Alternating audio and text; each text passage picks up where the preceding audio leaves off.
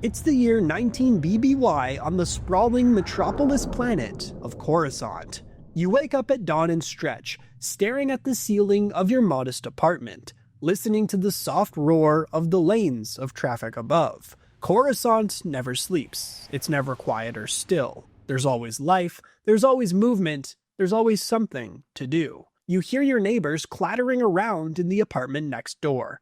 The Bith couple have recently moved in, and they always seem to be moving furniture or crashing about. You've just learned to tune it out at this point. You sit up and place your feet on the cold Durasteel floor, before your eyes drift to the window. You reach across and press a button on the control panel next to your bed, and the window blinds slowly retract and let in the daylight. Well, calling it daylight is quite generous, considering where you live.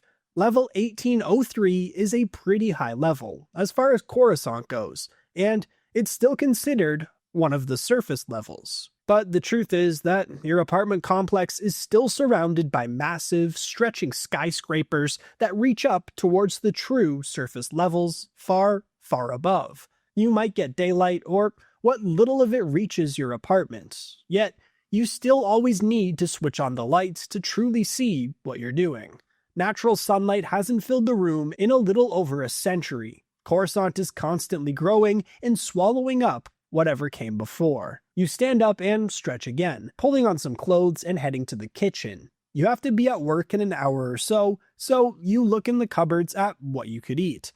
There are a couple of Malo-run fruits, some protein bars, a shock steak, a few blue puff cubes, and a single ration pack. Nothing overly appetizing first thing in the morning. You settle on a Melu run, since it's the easiest and healthiest thing, and pour yourself some freshly brewed caf. Leaning against the kitchen counter, taking your first sip of the caf, you look around the small box that you call home. It's a simple apartment, one of over 5,000 in the small complex you live in. By many standards, it would seem overly expensive for what you get, but to have a near-surface level home on a planet such as Coruscant is a luxury that many can't afford.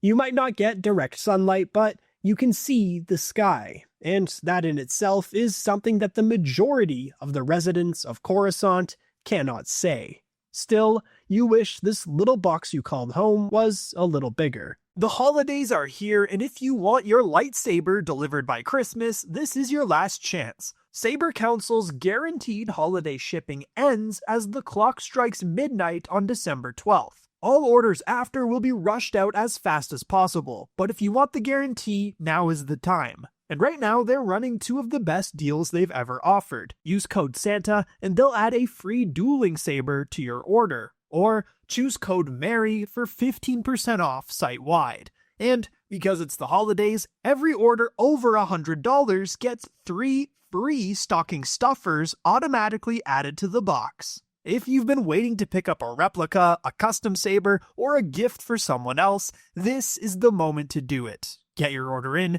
choose your code, and Saber Council will make sure it arrives in time for Christmas. The link is at the top of the description. You walk over to the sofa and flop down, turning on the Holo News. The newscaster seems bright and cheerful, and you grimace at the sight of such a high-energy person when you still have sleep in your eyes.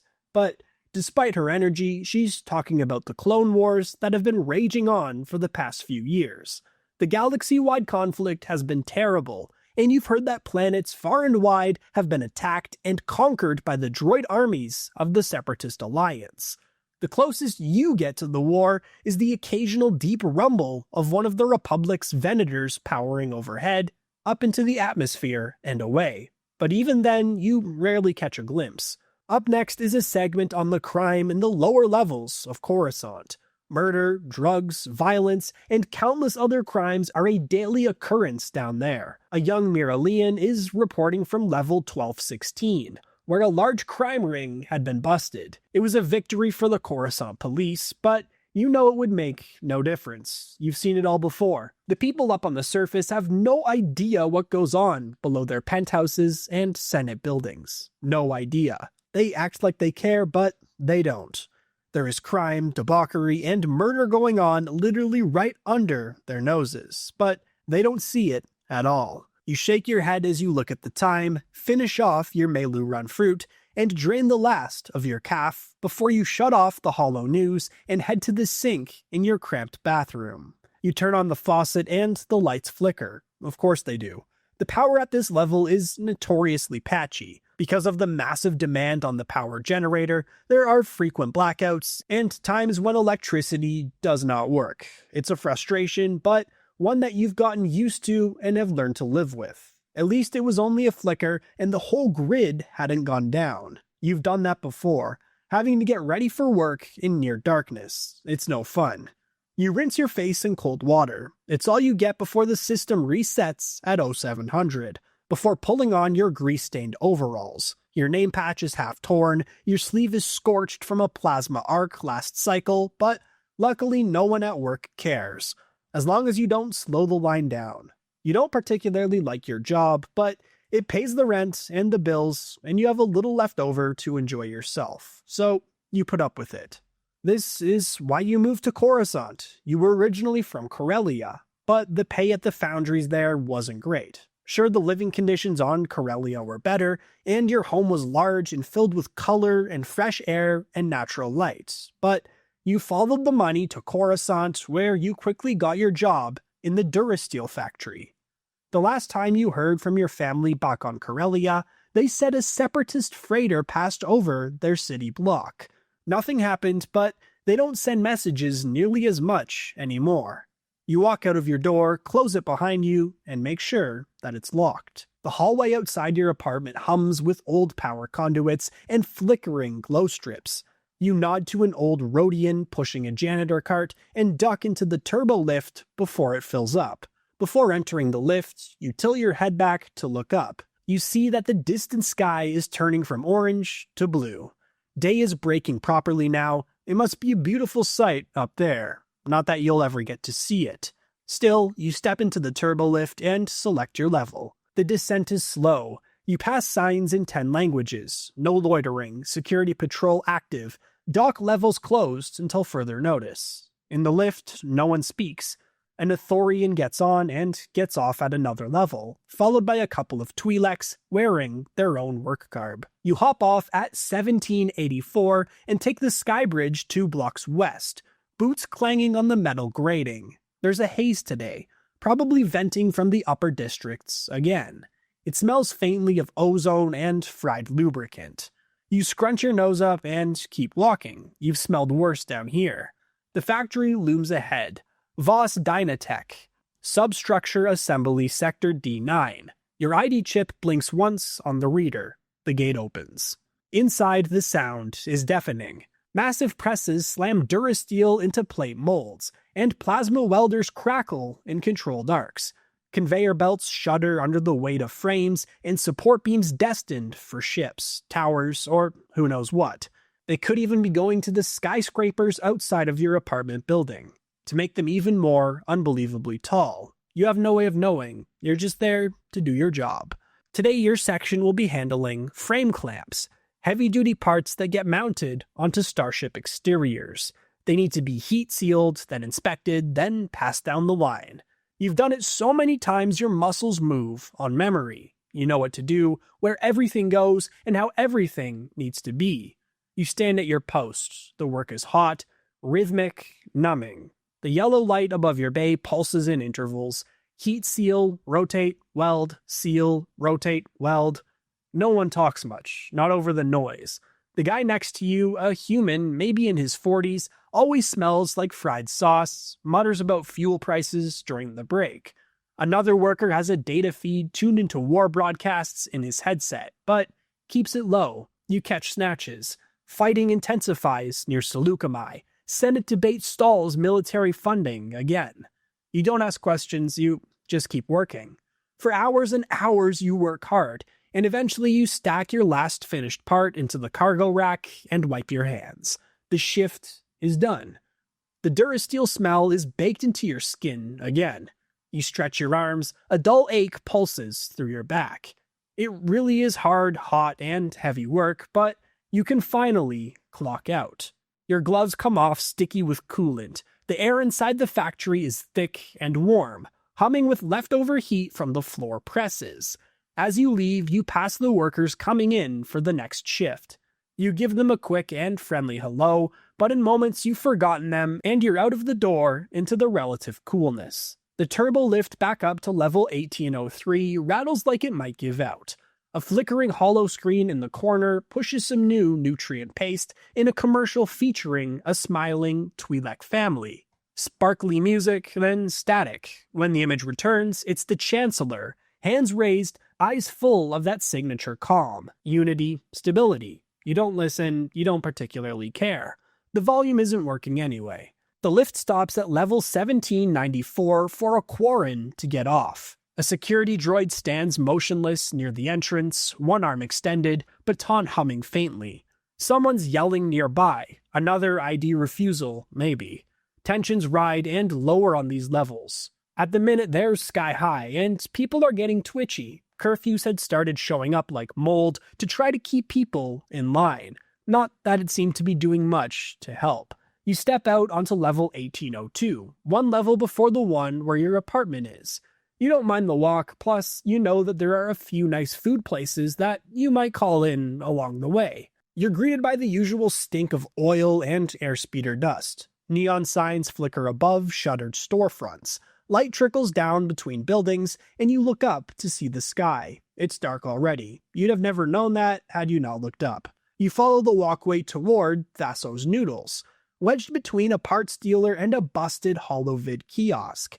It's a little food place that might not have looked like much, but the food is delicious. You walk inside, but Vaso doesn't greet you. He never does. He just gives you a nod and waits. You order the usual, noodles with a soft egg and splash of synth spice. He disappears behind a steam vent. There's a tiny HoloNet radio near the condiment tray with fuzzy transmission, half blurred by static. Republic forces skirmishing in outer sectors. Separatist movement tracking toward core world space. You don't react, nobody around here does. It's all far away. Headlines from someone else's war. You sit on a crate bench and eat too fast. Burn your tongue, again. Worth it. The food tastes great, and after a hard day of dealing with Duracrete, it's a welcome treat. It beats another protein bar or Melu run. When you're finished eating, you pay and leave, crossing a junction and heading down a narrower causeway. The lights are dimmer here, but the air is still and hot. You're heading toward the rusted skiff, a cantina tucked under a failing generator. The sign buzzes overhead. You push toward the door and blink at the red and blue lights inside. Yilsa's at the bar. She nods like always. Her cybernetic eyes flash as she pours your usual Jama juice. It's certainly welcome in a humid and hot place like this, especially after a hard day's work. You find a booth in the back, settle in, and scroll your datapad. You look through a few videos and send a few messages, but the datapad buffers, then it freezes, then dies. The music stops and the cantina goes quiet. For a moment you think the power's cut out. After all, that wouldn't be unusual, but then something strange happens. A flicker across the high windows, not a flash. A pulse, warm and unnatural. This is not daylight, nor is it the light from the blinking signs above the cantina. Strange. You step outside and look up, half expecting to see maintenance droids working on the large generator above. Others follow you outside and join you in looking up. The noise from the street fades as more people gather along the railings. Necks cranked skywards towards where the strange, eerie flash of lights had come from. And then you see it. Through the slim canyon between skyscrapers, just a sliver of sky, but it's lit up like a war zone. Because it is a war zone. Fire trails ripple across the upper atmosphere. Flashes of blaster fire, distant but visible. Tiny specks dart between streaks of red and blue. Starships, hundreds, maybe more. You can see the wedge shapes of Republic Venators and the unfamiliar shapes of other large battleships. One of them explodes in a bloom of light. The sky ripples, and several long moments later, you hear the distant boom. The light reflects off the windows in gold and crimson. Someone near you whispers, "They've come." Another starts to run. Distant sirens wail, not from the factory, not from any drill, but from above, from the surface levels. It's a deep, rising, ominous howl. You see some kind of starfighters streak overhead. Too fast to make them out, but they're clearly going to join the battle. The war isn't on the hollow screen anymore. It's here. The thought makes your stomach churn. But as the rest of the crowd crane their necks upwards, you glance down at the lower levels. No one down there has even noticed what's going on far, far above them. And it makes you think. This war is between clone troopers and droids, and there are Jedi generals helping, and warlords and corporations, politicians, and things that you don't truly understand. People down here won't ever experience change, whether the Republic wins or not. For people like you, they take each day as it comes, never needing to care about the larger picture. You take one last grace at the light show in the sky. Another ship seems to explode, and a few moments later, a rumble confirms it. But you simply turn and walk back into the rusted skiff. None of what is going on up there will change things for you. You're still going to be expected at work tomorrow, and you're still going to have to pay your bills and rent and make those ends meet. That Durasteel will still need producing, and your small box apartment will still be there no matter what. So, you order another Jamba Juice and raise it slightly in a silent toast to whatever's going on out there. No doubt you'll hear about it on the Holo News later. Another distant flash and another distant rumble. This time no one pays attention. It's got nothing to do with them. You shake your head and smile a little, taking a sip, and like most of the other returning patrons, you go back to your day.